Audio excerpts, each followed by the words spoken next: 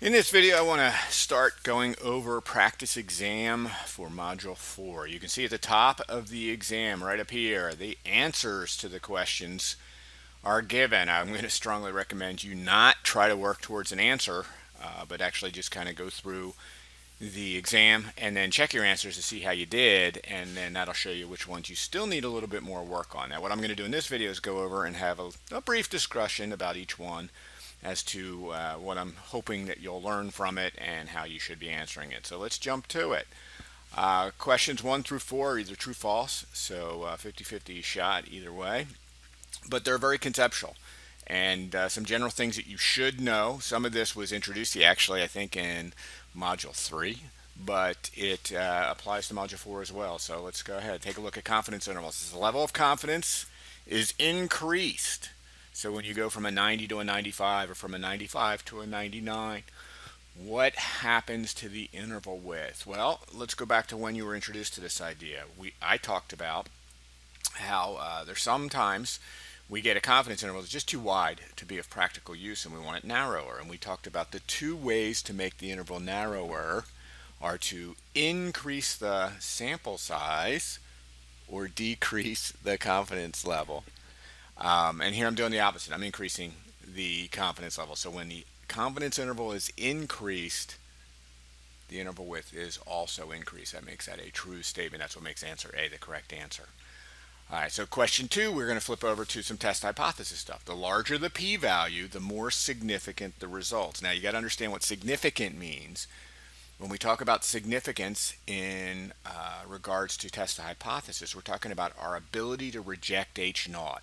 We say a test statistic or a sample is significant if we can reject the null hypothesis. How do we reject? We reject a couple different ways. Well, really one way, but we think about test statistics that are really far out there in the tail. That's when we can reject. What happens to the p-value in that situation? It gets low. And think about how we make conclusions. This is probably the easiest way to think about it. When p is low, we reject the whole. So rejection occurs for small p-value. So larger the p-value, the less significant the result. So that makes this a false statement. It's kind of backwards. Staying with test hypothesis for the next couple questions, we don't conclude except H naught because beta, the probability of a type 2 error, is unknown. That's a true statement. That goes back to a kind of a difficult page of notes that I went over with you. I think I talked about possibilities and consequences in a test hypothesis. Things that can happen. The null hypothesis is either true or it's false. The null's true or the alternative's true. You can say it either way. And I'm asking you to make a conclusion. Rejecting H naught when H naught's true, that's called a type 1 error. But we know the probability that it's alpha. Accepting the null hypothesis when the null hypothesis is false, that's called a type 2 error. And that's dangerous because it's got a probability of beta, and we don't know beta. So this question here is tied into that page of notes. Tough little page of notes. Generally, what I suggest to students is learn the basics of test hypothesis. Make sure you can identify the null and the alternative. Find a test statistic. Make sure you're good with rejection regions and p-values. Make sure you can make conclusions.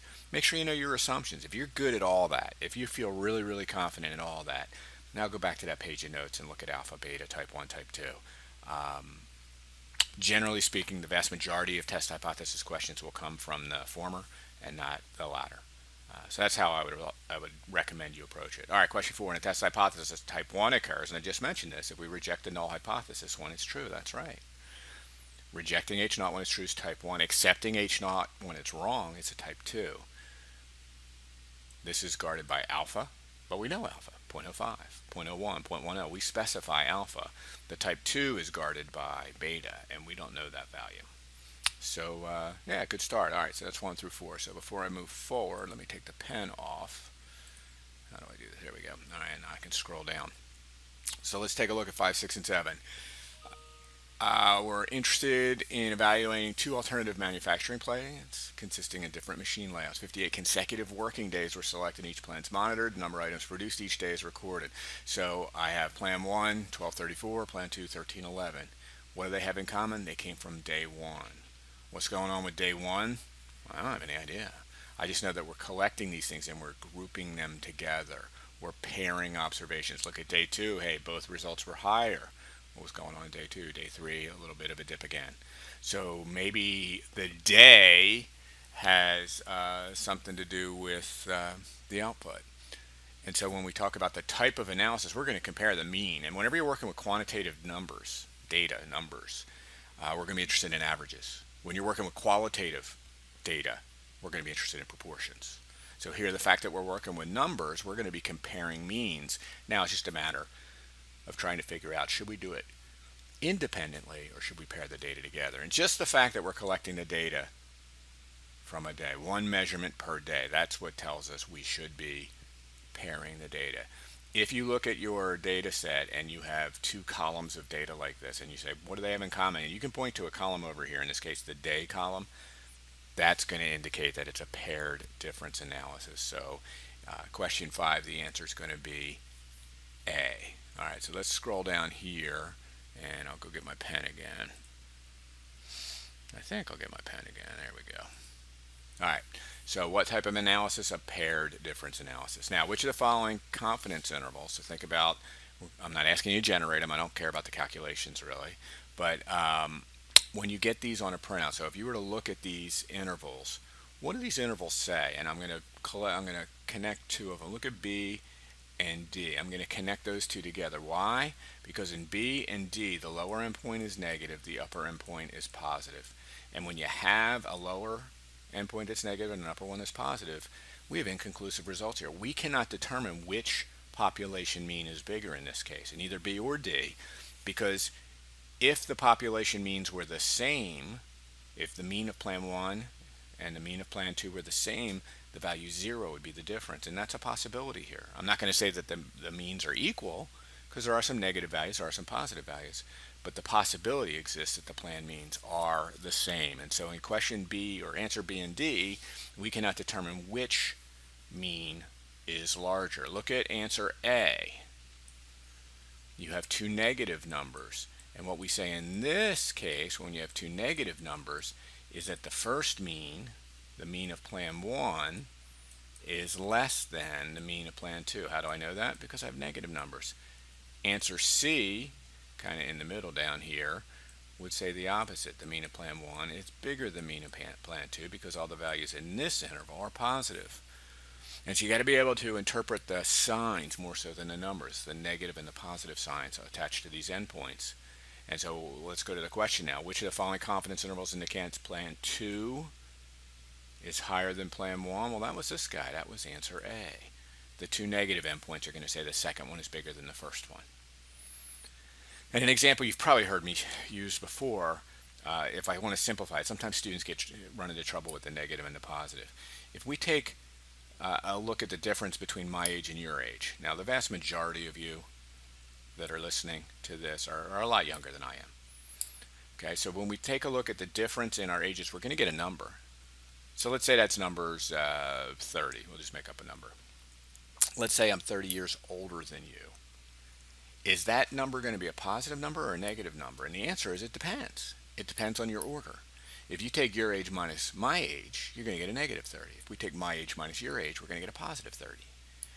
And so that sign, the fact that I'm 30 years, there's a 30-year difference, doesn't really tell us which one's older. It's when you see the signs, and that's what we're looking at with these intervals. When we see the negative signs, it says the first one was a smaller number than the second one, because when you take the first minus the second, we got negative numbers. When you look at the part C where you have positive numbers, we're going to say the first one's bigger because you get positive numbers. In B and D, we can't make any conclusion because you get a little bit of both. We're not sure if it's a positive or a negative, and all the values, or both possibilities, are covered by the endpoints, and that's why we say in B and D that we have inconclusive results. So hopefully that first gives you the answer and tells you why it's the correct one, but maybe expands your knowledge there a little bit. We're going to interpret confidence intervals when we're comparing means, when we're comparing proportions. Heck, if we're comparing variances, we could do the same thing by looking at the endpoints. All right, so what assumptions are necessary for the above test to be valid? What assumptions are necessary? Well, when we're working with this particular analysis, and probably having a little sheet with all the different assumptions for all the different things we're working on would be helpful for you. But when we're looking at this particular technique, there's only 2 assumptions that might come into play. We need a random sample. That's always in play. We need a random sample of days.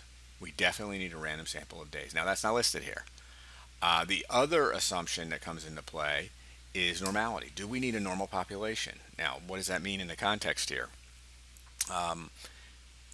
Do we need, and in this particular analysis, I can't scroll right now, unfortunately, because I have the pen out, but do we need the population of paired differences to be approximately normal? I'm going to need to straw, so let me turn the pen off here. Well, that's going to depend upon how many days we're working with. We're working with 58. There's 58 pairs represented. What's the central limit theorem say about the value 58? It says that's a large sample. None of these are needed. Oops, that's going to move the column. I don't want to do that. None of these assumptions are necessary. Equal variances never make sense when you're talking about paired data because there's really only one variance. It's the variance of the pairs. And so the assumptions that are necessary in question 7 are none. All right, the machines, people, materials, methods, measurements, and the environment are listed as 6 major sources of variation. How do I know that? Because I watch the quality improvement videos. You gotta just take a look at that. There's some highlights. That's one of them. Yeah, it's just something you need to know. All right, so let me go. I'm looking at it about 11 and a half minutes or so right now. So let me do 2 more, and then I'll shut this video down, and I'll do the rest on the second video. This particular problem actually came, I think, from the 2000 election, but or maybe it was 96. I'm not sure what day it was, but or what year it was. But it works again now. Recent elections have raised serious questions regarding election reform. Do you favor doing away with the Electoral College? A lot of people talk about it. I personally do not, but that's just my choice. Choosing the president using a strictly popular vote. A sample of 1,200 voters. Wow, that's a big sample size, right? Was taken, and the results are given below. Please note that the results are shown for the proportion of those sampled that have favored doing away with the Electoral College and favored using a popular vote. All right, find the p-value. So we tested to see if the proportion in the population exceeds 54%, and there's a test statistic of 1.56, and usually sitting right next to it over here, and you can't see it.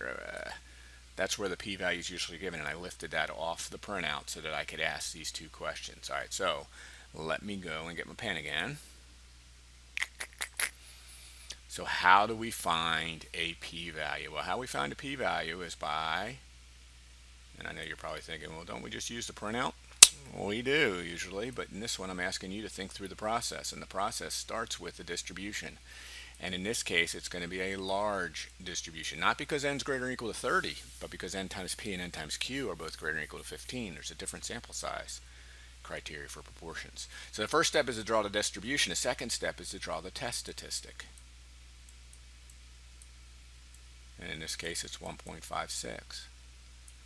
And then the third step is to shade based upon the direction of the test that you're conducting. In this test, we're conducting a greater than test, so we're going to shade to the right.